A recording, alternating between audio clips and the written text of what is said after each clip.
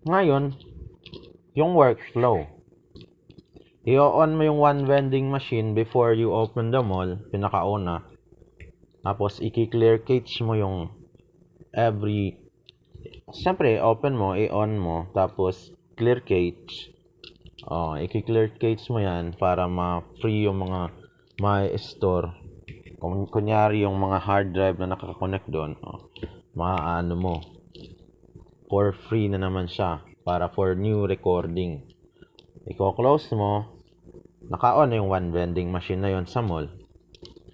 Tapos, during closing, bubuksan mo, tatanggalin mo yung nakolektang pera, i-off mo ulit.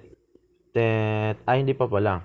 Kailangan mo pang antayin muna yung audit ng treasury tsaka yung sa inventory, pati yung sa ITDEP.